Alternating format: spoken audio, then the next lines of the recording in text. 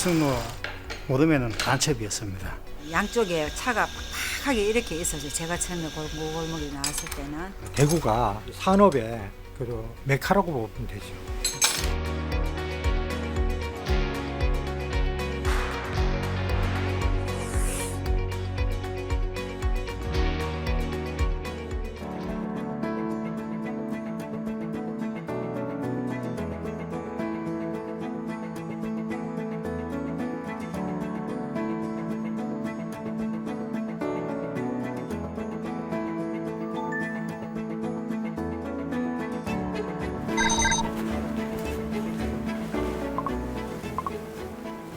안녕하세요. 안녕하세요. 선생님 얼굴 앞에서 박수 한번 딱 해주세요. 네. 박수 한번 딱 하나 둘 셋, 넷 했습니다. 네, 북성로 기술예술융합소 모루는 이름에서도 알 수 있듯이 북성로가 어떤 공간인지를 안내하고 또 기술이란 무엇이고 그 기술과 연계해서 예술적으로 어떻게 풀어나갈 수 있는지를 경험하고 관람하면서 느껴가는 공간으로 얘기할 수 있겠습니다. 북성로라는 공간은 알고 있으나 어떻게 접해야 되는지를 알기가 어려운 그런 분들한테 저희가 북성로가 어떤 공간인지 어디에서 뭘 할 수 있는지 안내도 해드리고 북성로가 어떤 곳인지 좀 추격적으로 체험을 하고 경험할 수 있어요. 그래서 여기가 북성로를 알아가는 어떤 첫 계단이 될 수 있고 시민분들과 기술자분들의 어떤 허브 역할을 하고 있다고 할 수 있겠습니다.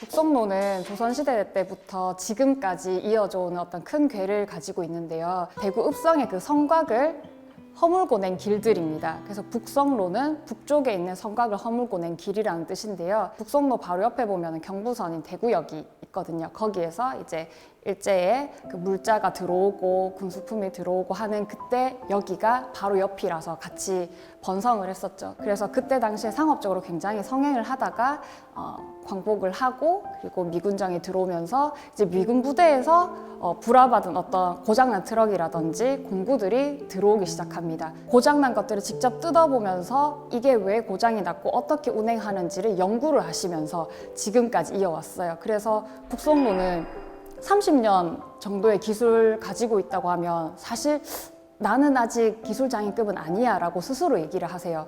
5, 60년 동안 기술을 가지고 계속해서 연마하시는 분들이 여전히 성행하고 있는 곳이 북성로입니다.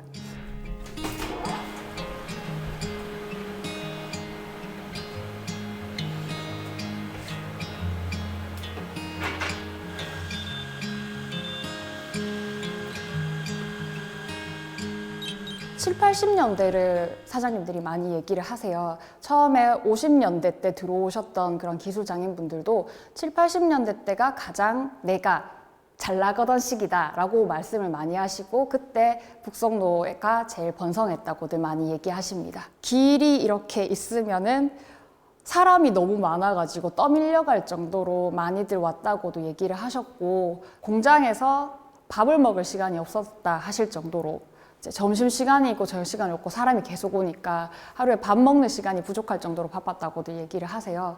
지금은 그 정도까지는 아니지만 여전히 기계 고장이 나고 뭔가 수리해야 되는 게 있으면은 북성로를 제일 먼저 떠올리고 전국에서 찾아오시고 하는 그런 기술력에 대한 부분은 여전히 높이 사고 있는 곳이라고 볼 수 있습니다.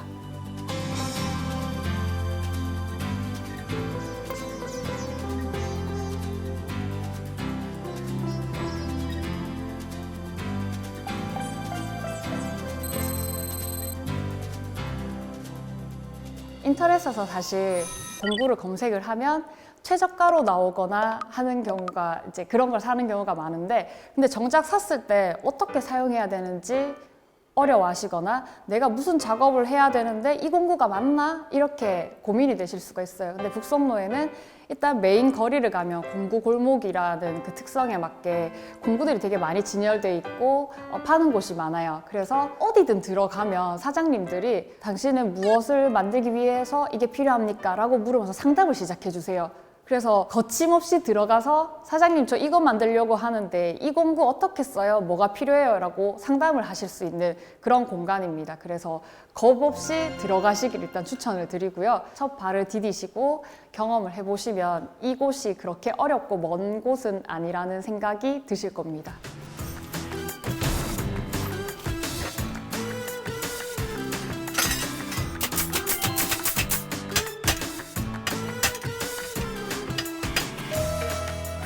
저는 정선윤이라고 하고요. 이쪽 일을 한 지가 한 21년 정도 된 것 같아요.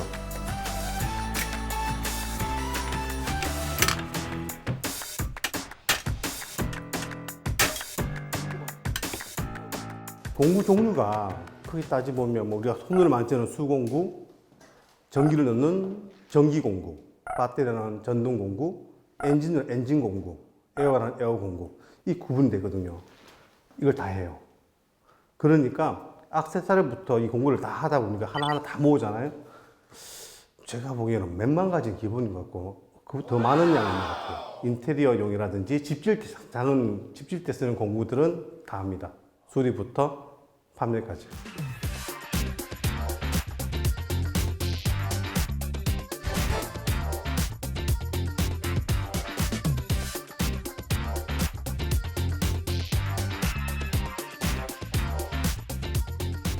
(20년) 전에는 전시진에 그냥 방문, 오프라인 판매가 대부분이었다면 지금은 온라인 판매와 오프라인이 확실히 뚜렷하게 나눠져 있어요. 요즘에 특히 유튜브 때문에 너튜브를 하죠. 그것 때문에 많이 보고 와요. 너튜브 넣은 사람들은 프로예요, 다들. 편집해서 막 촥촥촥 넘어가는 거 보면 제가 봐도 쉽게 만드는 것 같아요. 모르는 사람들은 잘못 접근해버리면은 개고생합니다, 진짜. 한날에 이런 경우 있었어요. 어떤 사람이 유튜브 보고 속고 앙카를 박는데 선반을 만들고 싶은 거예요, 선반을. 사실상 속고란 게 힘이 있는 재질이 아니에요. 내장재를 쓰는 재질인데, 그거다 속고 선반을 만들다 보니까, 이제 피스를 박다 보니까 획획획 돌아간단 말이에요.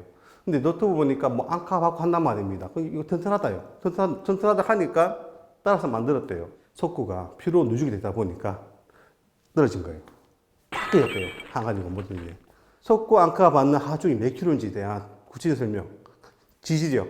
상할 당겼을 때하고 옆으로 당겼을 때 다르다는 걸 모른다는 거죠.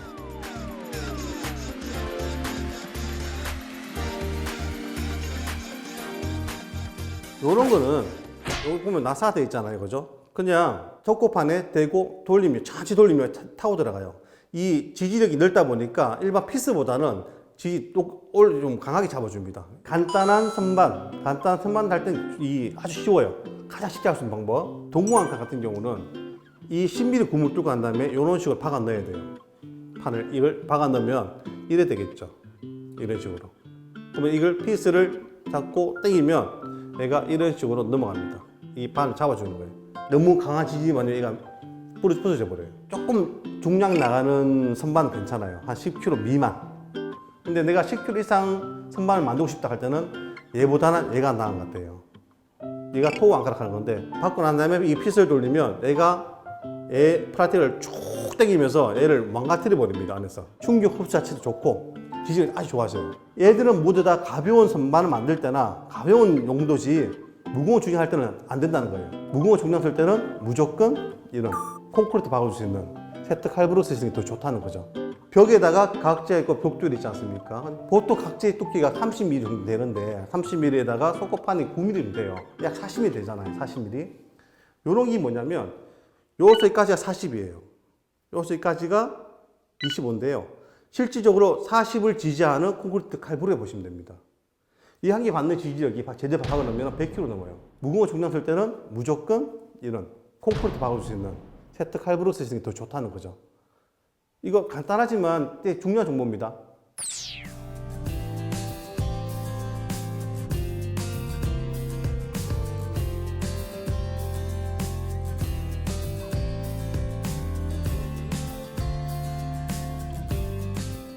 그런 것 같아요. 저희는 판매하는 업자고 손님들은 이제 구매하는 손님들인데 속임 없는 정보 전달과 우리의 관계가 속임 없는 그대로의 관계, 믿을 수 있는 곳.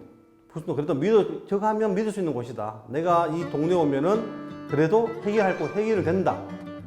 그런 곳을 인식됐으면 좋겠어요. 확실하게 끝까지 책임질 수 있는 공구를 판매하는 곳이다 보니까 믿고 올 수 있는 그런 곳이 되었으면 좋겠어요. 누구나 또 안전하게 살 수 있는 곳이면 좋죠. 그런 곳이라고 생각합니다.